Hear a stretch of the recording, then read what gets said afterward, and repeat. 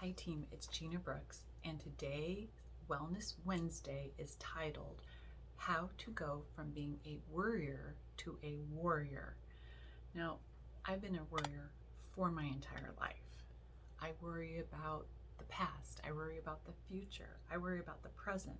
In fact, I worry so much that I'll even worry about issues that have to do with other people's lives that they aren't even worried about.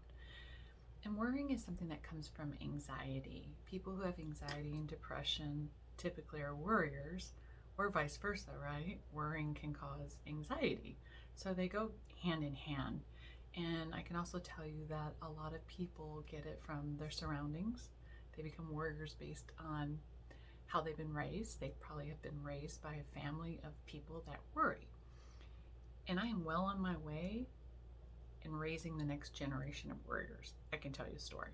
Okay, so my daughter, she's 21. She was about 20, I'd say, and she asked if she could walk the dog down to the park, and it was nighttime. And I said, do you really need to walk tonight? I go, something can happen to you. Someone could kidnap you. And of course, she rolled her eyes.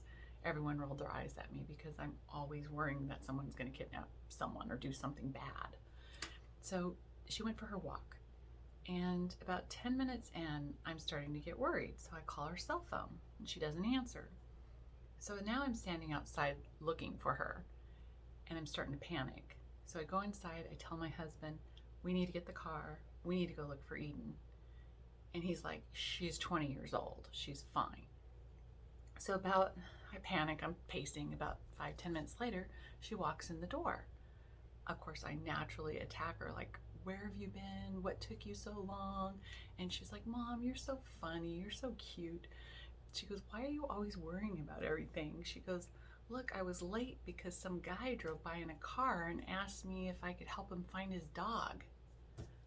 Are you serious? I'm not even lying to you about this. I said, well, gosh, did he offer you candy too? So that is just one example, a good example of why I'm always worrying.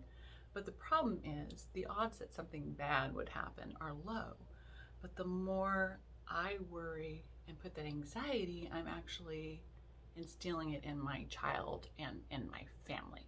So I am committed to easing my worrying, and I thought it might be a good way to talk about a good topic for Wellness Wednesday. So I did my research, and you guys know how much I love my quotes. So what I did was I found like 4 quotes on worrying that I really liked, and then I'm going to attach some tips to them. Okay. So, and we know worrying can affect everything, right? It can affect your personal and professional life, but it can also affect your emotional, mental, and physical well-being. Because worrying is basically just anxiety, and anxiety is basically the cause of stress. So, my first quote and my first tip is stop worrying about what can go wrong and get excited about what can go right. So focus on the present. If you catch yourself worrying about something that you might happen or that happened in the past, just take a moment, take a deep breath, and recognize that all that you have achieved thus far. Maybe all that you achieved today. Because I think oftentimes we ignore the good things in our lives and we're always worrying about what can be, what was, what should be. So if you understand that fear and failure is just a part of life, you'll be more willing to take some risks. And with those risks, you'll be able to enjoy more rewards. Okay, so my second tip and second quote is, a day of worry is more exhausting than a day of work. So true. Allow a few minutes a day. Okay, you're gonna worry. We all worry. We're humans.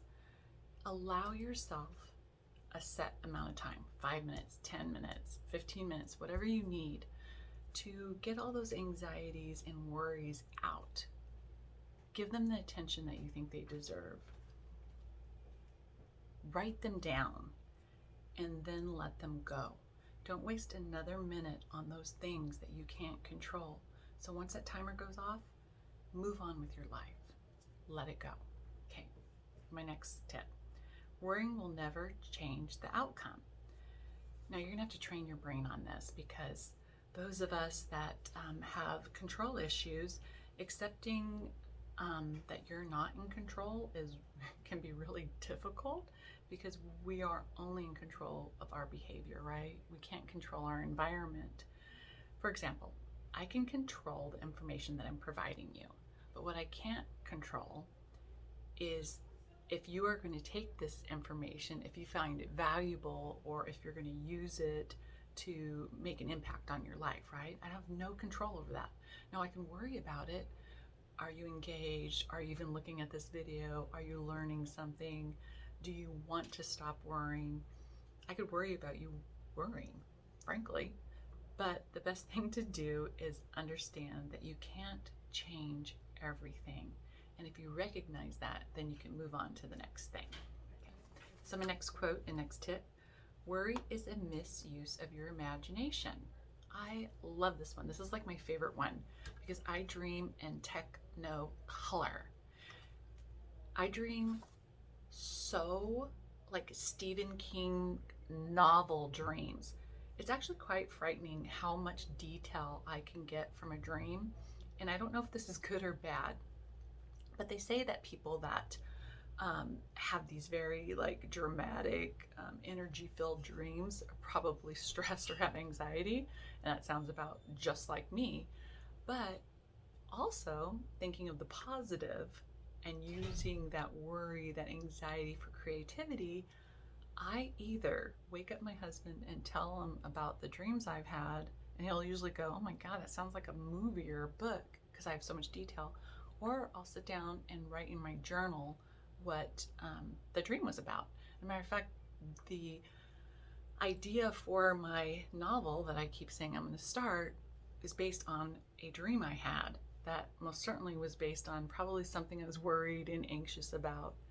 But instead of letting it be useless, because that's really what worrying is useless, I'm trying to use that anxiety and that fear, or that whatever's keeping me up at night and whatever is making me have these vivid, action-filled dreams, using them for creativity instead. Okay.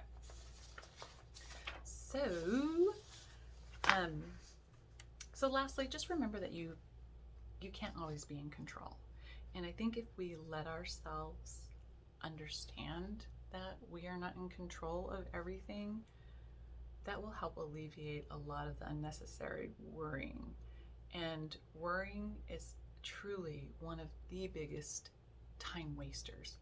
Unless you can read minds, look into the future, have a magic ball, there's no way that you can predict what's going to happen tomorrow. And the majority of the time, and you all know this, you waste time worrying on something that never even happens. One of the things I do is I worry about what people think way too much. And sometimes I'll catch myself and go, I bet they're not even giving 1 second of a thought to how that might have impacted me. So I need to stop worrying myself. So my goal and your goal is to stop worrying and become a warrior. Get it? Worrier instead of worrying? I don't know. Anyway, I guess that's it for today. Until next time, toodles.